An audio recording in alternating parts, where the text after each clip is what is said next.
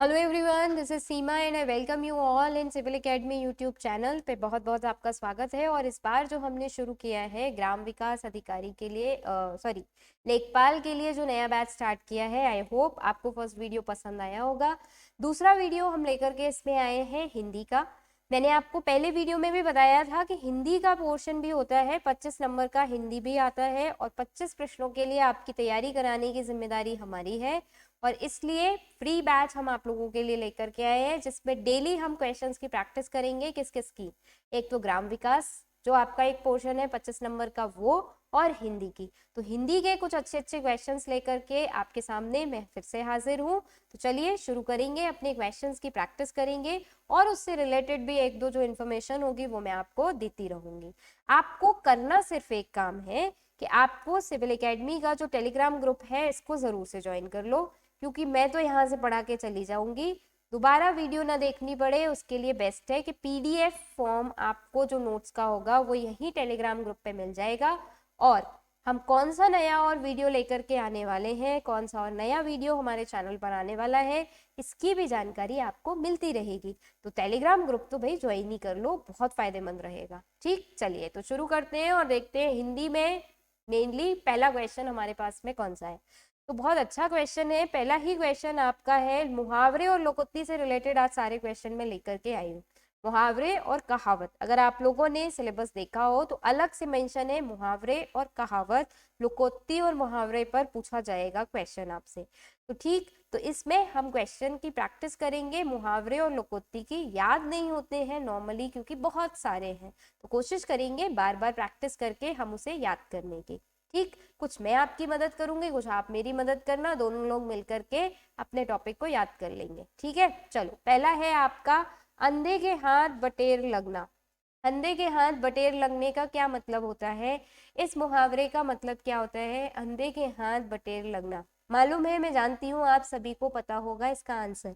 बिल्कुल, ए is the correct answer, क is the correct answer, अप्रत्याशित लाभ होना। अंधे के हाथ में बटेर, अंधा व्यक्ति कैसे अच्छा सामान खोज सकता है? नहीं खोज सकता भाई, उसे तो हर चीज देख देख के, परख परख के, मतलब महसूस करके वो उसे चीज को इकट्ठा करता है। तो उसके हाथ में, कहावत है कि उसके हाथ बटेर लग गया, इसका मतलब किसी को बहुत ज्यादा फायदा हो गया, अप्रत्याशित लाभ हो गया। मतलब अंधे के हाथ में बटेर लग गया, बहुत सारा उसे फायदा हो गया। नहीं हो सकता था लेकिन हो गया, लग गया ना बटेर उसके हाथ में, अंधे के हाथ में बटेर लग गया, इसका मतलब इतना फायदा हो गया किसी भी व्यक्ति को, बहुत ज्यादा लाभ हो गया। अंधे के हाथ बटेर लगना कैसे बनाएंगे? अंधे के हाथ बटेर लगना, मुझे नहीं पता था कि इस बिजनेस में, इस व्यवसाय में इतना फायदा हो सकता है। मेरे तो ऐसी बात हो गई जैसे अंधे के हाथ में बटेर लग गया, या उसको तो बिजनेस में इतना फायदा हो गया जैसे अंधे के हाथ बटेर लग गया। सोचा भी नहीं था कभी कितना पैसा मिलेगा, मिल गया, अंधे के हाथ बटेर लग गया। ठीक है, तो क्या हो गया? अप्रत्याशित लाभ हो गया। सोचा नहीं था, प्रत्याशित नहीं था, हो गया। देन नंबर 2 बहुत सिंपल है, ये तो आपने सुना ही होगा, खोदा पहाड़ निकली चुहिया। खोदा पहाड़ निकली चुहिया, नंबर 2। जल्दी से आंसर करेंगे, पढ़िए पहले सारे को। बिल्कुल करेक्ट आंसर, कठोर परिश्रम के उपरांत अत्यल्प उपलब्धि, यानी पूरे दिन तो हमने मेहनत की, पहाड़ जैसा काम किया, पूरा पहाड़ खोद लिया और कुछ भी नहीं मिला, सिर्फ एक छोटी सी चुहिया मिली, वो तो किसी बिल में भी घुस सकती थी। उसके लिए तो हमें पूरा पहाड़ खोदने की क्या जरूरत थी, वो तो वैसे ही हमें कहीं पे भी मिल जाती। तो खोदा पहाड़ निकली चुहिया मतलब पूरे दिन परिश्रम किया, बहुत मेहनत की, पूरा पहाड़ खोदा, लेकिन उसके बाद भी हमें बहुत छोटा सा कुछ मिला, बहुत छोटी सी उपलब्धि मिली, बहुत उसकी तुलना में, हमारे परिश्रम की तुलना में बहुत कम मिला। तो उसे कहते हैं खोदा पहाड़ निकली चुहिया। ठीक है, चलो नेक्स्ट नंबर 3, जीती मक्खी निगलना, यानी जीती मक्खी निगलना, जो मक्खी जीवित है उसे निगल जाना। किस बात के लिए इसका इस्तेमाल किया जाता है जीती मक्खी निगलना? बताओ। जानबूझकर अन्याय सहना या जानकारी से में कभी गलती न करना, जीती मक्खी निगलना। बताओ जल्दी से थर्ड का आंसर। बिल्कुल, जानबूझकर अन्याय सहना, जानबूझकर अन्याय सहना, जीती मक्खी निगलना। मतलब मक्खी जीवित है, हमें दिखाई दे रही है, लेकिन फिर भी हम उसे खा गए, उसे हम फिर भी खा गए, यानी हम पे पता है कि हम पर अन्याय हो रहा है, फिर भी हम उसे सह रहे हैं। तो जानबूझकर अन्याय सहना मतलब ये उसी के समान है जैसे जीती जागती मक्खी को निगल जाना। पता है अंदर जाकर के समस्या करेगी और ये सही नहीं है, हमारे लिए नहीं खाना चाहिए हमें, लेकिन फिर भी हम उसे जानते बूझते निगल जाते हैं। तो जीती मक्खी निगलना मतलब जानबूझकर अन्याय सहना, मालूम है अन्याय है फिर भी सहे जा रहे हैं। आप लोग बिल्कुल ऐसे मत बनिएगा अपने जीवन में, यानी जीती मक्खी अभी आप कभी मत निकलिएगा। जहां कहीं भी अन्याय देखे उसका विरोध करिए, बिल्कुल मत सहिए, तो आप कभी भी जीती मक्खी नहीं बनेंगे, यानी जीती मक्खी नहीं निकलोगे। ठीक, चलो नेक्स्ट नंबर 4, अपनी करनी पार उतरनी। नेक्स्ट है आपके पास में कहावत या मुहावरा, अपनी करनी पार उतरनी। जल्दी बताओ इसका आंसर। जैसा करोगे वैसा पाओगे। क्या है? जैसा करोगे वैसा पाओगे। अपनी करनी, जैसा आपने किया है वैसा ही तो आपको फल मिलेगा। जैसा कुआं खोदोगे, जैसा पेड़ बीज बोओगे, इसके लिए एक और है, जैसा बीज बोओगे वैसा ही फल उगेगा, वैसा ही फल मिलेगा। जैसा बीज बोओगे वैसा ही फल मिलेगा। ठीक है, जैसे बीज बोया बबूल का तो आम कहाँ से होए, ये भी कहावत है। बीज बोए बबूल के तो आम कहाँ से होए। जब बबूल का बीज डालोगे तो कांटे का ही निकलेगा, आम कहाँ से उग जाएंगे उसमें। तो अपनी करनी पार उतरनी, जैसा काम करोगे वैसा ही आपको मिलेगा, जैसा करोगे वैसा ही पाओगे। जैसी करनी वैसी भरनी, ये भी होता है, जैसा करोगे वैसा ही आपको फल उसका भुगतना पड़ेगा। तो दोनों तीनों याद रखेंगे, जैसा बीज बोएंगे वैसा ही फल मिलेगा। बहुत फेमस है आपकी ये कहावत। ठीक, तो जैसी करनी वैसी भरनी, ये भी पूछा जाता है। नेक्स्ट नंबर 5, ये बहुत सिंपल है लेकिन आप लोगों ने शायद सुना भी होगा, कुछ ने नहीं भी सुना होगा। थोथा चना बाजे घना। थोथा चना बाजे घना, यानी चना खाली है, बिल्कुल कुछ भी नहीं है चने में, पर बज बहुत तेजी से रहा है। 4-5 दाने चने के एक कटोरे में डाल करके जब हम बजाते हैं, अगर फूला हुआ चना होता है तो वो कम बजता है, कच्चे जो चने होते हैं वो ज्यादा तेजी से बजते हैं। तो कह रहे हैं थोथा चना, चना बिल्कुल खाली है, कुछ भी नहीं है चने में, लेकिन बज बहुत तेज रहा है। थोथा चना बाजे घना, यानी ओछा आदमी अपने महत्व का अधिक बखान करे। ठीक, जैसे आप हो नहीं कुछ भी, है ना, आता कुछ भी नहीं है आपको, लेकिन फिर भी आप बहुत बढ़ा चढ़ा करके अपने बारे में बता रहे हो, तो क्या कहा जाएगा? थोथा चना बाजे घना। हो कुछ नहीं, आता कुछ नहीं है, दिमाग है नहीं है, किसी भी तरीके का नॉलेज नहीं है, लेकिन फिर भी बस अपनी बड़ी बड़ी बातें हाँके जा रहे हो, हाँके जा रहे हो, हाँके जा रहे हो। तो दैट विल कॉल, उसे कहेंगे थोथा चना बाजे घना। ओछा आदमी अपने महत्व का अधिक बखान करता है तो उसे कहते हैं थोथा चना बाजे घना। नेक्स्ट, 3 लोग ते मथुरा न्यारी। नेक्स्ट है 3 लोग ते मथुरा न्यारी। 3 लोग ते मथुरा न्यारी, अब इसका है सबसे निराला। कहते हैं 3 लोग और उनमें सबसे अच्छी क्या है? मथुरा नगरी है। 3 लोग थे मथुरा न्यारी, यानी तीनों लोकों में सबसे प्यारी कौन है?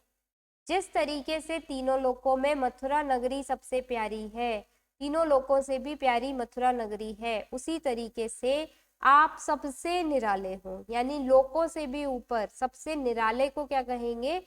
सबसे ज्यादा निराला, सबसे ज्यादा अद्भुत निराला, उसके लिए कहते हैं 3 लोग थे मथुरा न्यारी, यानी मथुरा से भी, तीनों लोकों से भी प्यारे हो, तीनों लोकों से भी अच्छी मथुरा नगरी है जैसी, वैसे ही सबसे निराले आप हो। तो 3 लोग थे मथुरा न्यारी का मतलब है सबसे निराला। एक कंपैरिजन किया गया है, एक कंपैरिजन, एक तुलना की गई है कि तीनों लोकों में जैसे मथुरा सबसे अच्छी है, मथुरा नगरी सबसे अच्छी है। क्यों भैया? क्योंकि वहां पे कृष्ण जी का जन्म हुआ था, इसलिए सबसे न्यारी माना गया है, सबसे परम पूज्य स्थल माना गया है। उसी तरीके से आप भी सबसे निराले हैं। तो जो बहुत निराला व्यक्ति है, बहुत अच्छा व्यक्ति है, उसके लिए हम कहते हैं 3 लोग थे मथुरा न्यारी। नेक्स्ट, समरथ को नहीं दोसा गुसाई, ये कहावत है ऐसे। समरथ को नहीं दोसा गुसाई, गुसाई यानी व्यक्ति को कहते हैं, किसी भी पर्सन को कहते हैं गुसाई। अब कह रहे हैं समरथ को नहीं दोसा गोसाई, इसका मतलब क्या होगा, इस कहावत का मतलब क्या है, इस कहावत का मतलब क्या है, बताओ जल्दी से। इस कहावत का मतलब है सबल का कोई दोष नहीं दिखता। सबल, सबल यानी कि जो आपका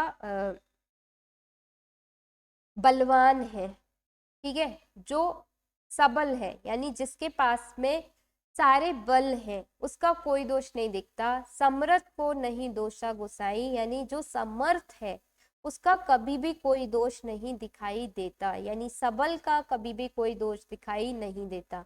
जो लोग आपके कमजोर हैं, हमें हमेशा दोष उसी का दिखाई देता है। यहाँ पे कैसे हम कर सकते हैं कि दो बहनें या दो भाई है, अगर कोई बड़ा है तो हमेशा छोटा जो होता है वो अक्सर क्या होता है, मारता भी है लेकिन फिर भी रो देता है, तो फिर उसका कोई दोष नहीं दिखाई देता, और डांट किसे पड़ जाती है, बड़े वाले को।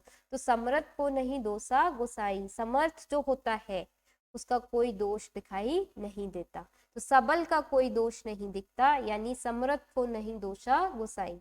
अब आता है नेक्स्ट कहावत है, अटका बनिया देई उधार। कहावत है ये, अजीब अजीब अच्छी कहावतें हैं, सुनने में बहुत अच्छी लगती हैं।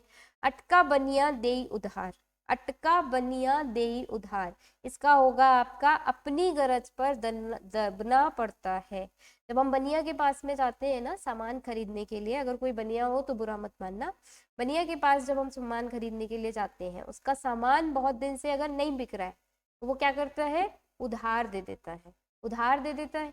तो जब हमारी अपनी गरज होती है तो हमें क्या करना होता है, दबना पड़ता है। बनिया जो जनरली कभी भी उधार नहीं देता, लेकिन जब उसका सामान नहीं बिक रहा होता तो वो भी जब उधार दे देता है, तो अपनी गरज जब है आपकी तो आपको दबना पड़ेगा। ऐसे कहते हैं ना कि अपनी जरूरत पर तो गधे को भी बाप बनाना पड़ता है, गधे को भी बाप बनाना पड़ता है, यानी क्योंकि हमारी जरूरत है, उससे हमें काम निकलवाना है, तो उसके जैसा अगर गधा व्यक्ति भी है, बेकार व्यक्ति भी है, तो भी हमें उसे बाप बनाने में कोई गुरेज नहीं करनी चाहिए, यानी अपनी गरज पर हमें थोड़ा सा दबना पड़ता है। अटका बनिया देई उधार, क्योंकि जब बनिया अगर अटक गया है वो भी उधार दे देता है, उसका भी कारोबार नहीं चल रहा तो वो भी उधार दे देता है, वरना अपने पैसे के लिए कितना वो रहता है, वो अपने पैसे के लिए कितना हिसाब किताब का पक्का होता है, पर वो भी उस समय उधार दे रहा है, इसका मतलब हमें अपनी गरज पर थोड़ा सा दबना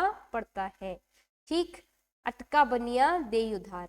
नेक्स्ट, आंख का अंध गांठ का पूरा। एक होता है आंख के अंधे नाम नैनसुख, ये भी आता है आपका कि आंख के तो अंधे हैं पर नाम क्या है उनका, नैनसुख है। दूसरा यहाँ पर है आपका आंख का अंध गांठ का पूरा, आंखों से तो अंधा है पर गांठ का पूरा है। इस कहावत का मतलब होता है वह व्यक्ति जो मूर्ख परंतु धनी हो। ऐसा व्यक्ति जो मूर्ख है लेकिन धनी है, उसके लिए शब्द क्या यूज किया जाता है, आंख का अंधा गांठ का पूरा। आंखों से तो अंधा है पर गांठ का पूरा है, कि भले ही मूर्ख है लेकिन भैया धनी है, पैसे बहुत हैं उसके पास में। मूर्ख है लेकिन पैसे बहुत है उसके पास में, तो आंख से तो अंधा है लेकिन गांठ का पूरा है, पैसे बहुत है। ठीक है, नेक्स्ट आपका आता है 9। Now last and the 10th number is, आप जल्दी से आंसर करेंगे इसको, एक ही लकड़ी से सबको हाँकना, एक ही लकड़ी से सबको हाँकना, एक ही लकड़ी से सबको हाँकना, बताओ जल्दी से, एक ही लकड़ी से सबको हाँकना, बिल्कुल सही, ए इज द करेक्ट आंसर।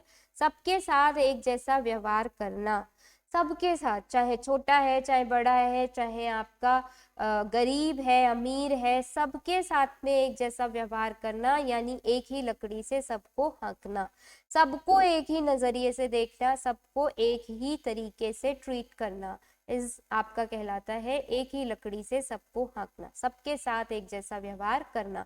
ठीक, फटाफट से एक बार रिवाइज करेंगे हम, जल्दी जल्दी आप मुझे बताते जाएंगे कौन कौन से हैं। हमने सबसे पहला देखा था अंधे के हाथ बटेर लगना, अंधे के हाथ बटेर लगना यानी कि अप्रत्याशित लाभ होना, अंधा था बटेर लग गया, बहुत सारा लाभ हो गया। नंबर 2, खोदा पहाड़ निकली चुईया, पूरे दिन परिश्रम करो और उसके बाद बहुत कुछ चुईया के बराबर आपको उपलब्धि मिले, तो खोदा पहाड़ निकली चुईया। जीती मक्खी निकलना, जानते हैं मक्खी हमारे लिए खराब है, जीती जागती मक्खी नहीं खानी चाहिए, पर फिर भी हम खा लेते हैं। जानते हैं अन्याय हो रहा है फिर भी उसको सहन कर रहे हैं। तो जानबूझकर अन्याय सहना, अपनी करनी पार उतरना, अपनी करनी पार उतरनी, जैसा करोगे वैसा पाओगे। आप अपने काम से ही, आपके काम से ही आपके जीवन में जो चीजें हैं वो निर्धारित होती हैं। जैसी करनी वैसी भरनी, ये भी कहा जाता है। तो अपनी करनी पार उतरनी, जैसा करोगे वैसा पाओगे। होता चना बाजे घना, चने में है कुछ नहीं, पूरा खाली है, सब अंदर से घुन खा गए हैं, पर फिर भी बजता बहुत घना है, बहुत तेजी से बज रहा है। तो ओछा आदमी अपने महत्व का बहुत अधिक बखान करता है। आता कुछ भी नहीं है, बोले जा रहे हैं, बोले जा रहे हैं, बोले जा रहे हैं, बस फेंके जा रहे हैं। ठीक है। तीन लोक ते मथुरा न्यारी, जिस तरह तीनों लोकों में मथुरा सबसे न्यारी है, तीनों लोकों के पार मथुरा उससे भी न्यारी है, उसी तरीके से आप भी सबसे निराले हैं। देन समर्थ को दोषी नहीं दोषा गुसाई, जो समर्थ होते हैं, जो सबल होते हैं, उनका कोई दोष नहीं दिखता। जो कमजोर होता है दोष हमेशा उसी का दिखाई देता है, सबल का कोई दोष दिखाई नहीं देता। नेक्स्ट, अटका बनिया दे उधार, जिस तरीके से बनिया अपने अटके पर उधार दे देता है, उसी तरीके से आपको भी अपनी गरज पर दबना पड़ता है। अपनी गरज पर आपको भी दबना पड़ता है, थोड़ा सा एडजस्ट करके काम चलाना पड़ता है। लास्ट, आंख का अंध गांठ का पूरा, आंखों से तो अंधा है लेकिन भैया पैसे बहुत है, मूर्ख है लेकिन धनी बहुत है। व्यक्ति मूर्ख है पर धनी बहुत है। आंख से अंधा है लेकिन गांठों से सारा हिसाब किताब लगा लेता है। तो आंख से तो अंधा है पर गांठ का पूरा है। लास्ट, एक ही लकड़ी से सबको आंकना, सबके साथ में एक जैसा व्यवहार करना, सबको एक तरीके से ट्रीट करना। आंख एक ही लकड़ी से सबको हाँकने जैसा ही होता है। आई होप आपको ये 10 लोकोक्ति और मुहावरे अच्छे से समझ में आ गए होंगे, आप लोग ने इन्हें याद भी कर लिया होगा। टेलीग्राम ग्रुप ज्वाइन कर लेंगे जल्दी से जल्दी, तो आपको सारे के सारे जो पीडीएफ्स है ये मिल जाएंगे। देखिए, ये जो हिंदी का सेशन है ये आपका, चाहे आप यूपी पीसीएस देने के लिए जा रहे हो, किसी और स्टेट का पीसीएस एग्जाम देने के लिए जा रहे हो, या फिर लेखपाल देने के लिए जा रहे हो, सबके लिए हिंदी बहुत इंपॉर्टेंट है और अपनी मातृभाषा होने के नाते भी इम्पॉर्टेंट है। तो उस लिहाज से भी अगर देखेंगे तो आपके लिए ज़रूरी है। फिर मिलेंगे। सेशन को लाइक, सब्सक्राइब और शेयर ज़रूर करना मत भूलिएगा, बिल्कुल कर दीजिएगा, क्योंकि बाकी के लोगों को भी इसका फायदा होता रहे और मुझे भी थोड़ा सा मोटिवेशन मिलता रहे आपके लिए ऐसे ही अच्छी अच्छी चीज़ें क्रिएट करने का और आपको जल्दी जल्दी याद कराने का। ठीक, thank you so much, have a nice day.